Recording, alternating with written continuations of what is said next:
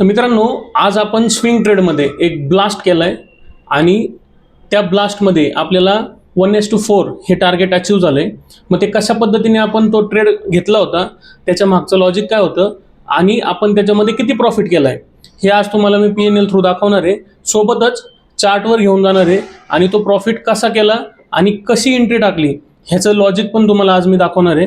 तर मित्रांनो, या आपण जाऊ चार्टवर आणि चेक करूया PNL पण आणि ट्रेडचा ॲनालिसिस पण. चला, आता आपण आलोय PNL वर आणि तुम्ही पाहत असाल एक सेन्सेक्सचा होल्ड आहे, त्याच्यामध्ये प्रॉफिट चालूच आहे.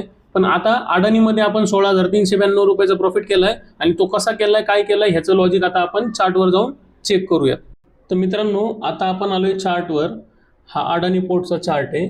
तर ह्यामध्ये कशा पद्धतीने एंट्री एक्झिट केली त्याचं लॉजिक सांगणार आहे आणि त्याचा एक मंत्र सांगणार आहे. तर पहा मित्रांनो, जर तुम्ही स्विंग ट्रेड करताय तर सर्वात महत्त्वाचं आहे की तुम्हाला टाईम फ्रेम काय वापरायचं आहे हे समजलं पाहिजे.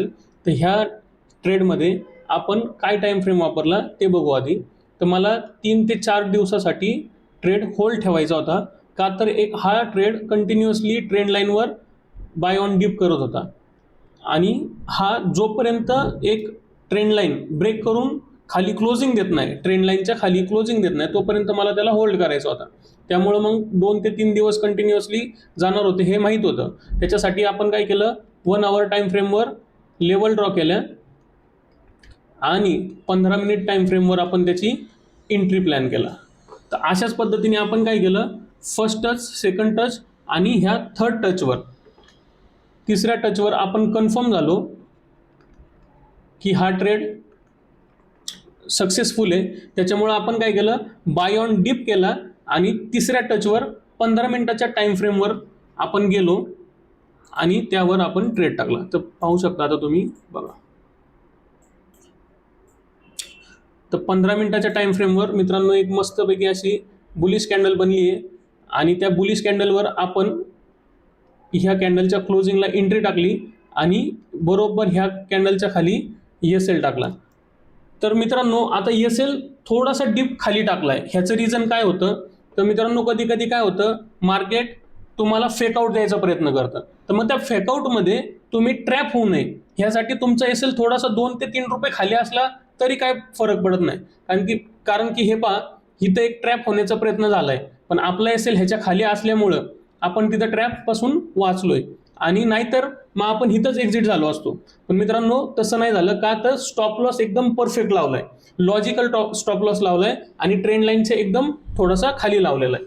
ठीक आहे. तर मित्रांनो, ह्या ट्रेडमध्ये आपल्याला कधी 3,000चा प्रॉफिट दिसायचा तर कधी 3,000चा लॉस दिसायचा. तर असं कंटिन्युअसली चालत होतं, पण आपला स्टॉप लॉस हिट होत नव्हता आणि टार्गेटही हिट होत नव्हतं. तर आपला रूल सांगतो की एक तर टार्गेट किंवा स्टॉप लॉस ह्या दोनपैकी जे भेटेल ते घ्यायचं आणि बाहेर पडायचं. पण आम्ही तेच रूल फॉलो केला आणि मित्रांनो आज अडाणीवर पण चांगली न्यूज आली आहे. सेबीने त्यांना क्लीन शीट दिल्यामुळं आज अडाणी पोर्टचा हा जो स्टॉक आहे हा 3%नी गॅप अप ओपन झाला आणि आपल्याला एकाच डेमध्ये 16,000 रुपयाचा प्रॉफिट देऊन गेला. तर आम्ही आता एक्झिट कुठं झालो, तर आम्ही एक्झिट झालो ह्या 15 मिनिटाच्या पहिल्या कॅन्डलवर. ती कॅन्डल कशी बनते, आता ही कॅन्डल बनली आहे डोजी टाईप ऑफ. डोजी टाईपमध्ये बनल्यामुळं आम्ही काय झालं, ही कॅन्डलमध्ये कन्फ्युजन दाखवतंय म्हणून लगेचच आम्ही हा ट्रेड एक्झिट केला आणि सोडून दिलं. त्याच्यानंतर मग मार्केट वरती गेलेला आहे, पण आम्ही रिग्रेट नाही केलं. का तर regret is a slow poison. मग तो रिग्रेट केलेला ट्रेड हा नेक्स्ट डेला तुम्हाला लॉसमध्ये घालतो. त्याच्यामुळं हा सोडून दिला आणि आम्ही जे प्रॉफिट आहे त्याच्यावर समाधान मानलं आणि प्रॉफिट बुक केलं. तर मित्रांनो, लॉजिक कसं वाटलं ते तुम्ही नक्कीच कळवा. असेच ट्रेड आणि ट्रेडचे लॉजिक तुम्हाला सांगत राहील आणि तुम्ही देखील घाई न करता कन्सिस्टंटली चार्ट ॲनालिसिस करायला शिका. फोकस करा प्रोसेसवर, रूल फॉलो करा, चार्ट मास्टर करायचा प्रयत्न करा. रूल बघा, न्यूज बेस्ड ट्रेडिंग करत बसू नका. न्यूज सोबत तुमचा चार्ट पण एकदम प्रॉपर असला पाहिजे. कारण की चार्ट सगळं सांगतो तुम्हाला, पण फक्त तुम्हाला त्याची लँग्वेज समजली पाहिजे. ती लँग्वेज शिकण्याचा प्रयत्न करा मित्रांनो. नक्कीच तुम्ही प्रॉफिटेबल असाल आणि टार्गेट आणि स्टॉप लॉस शिवाय बाहेर येऊ नका. धन्यवाद मित्रांनो. आपण भेटूया आता नेक्स्ट व्हिडिओमध्ये.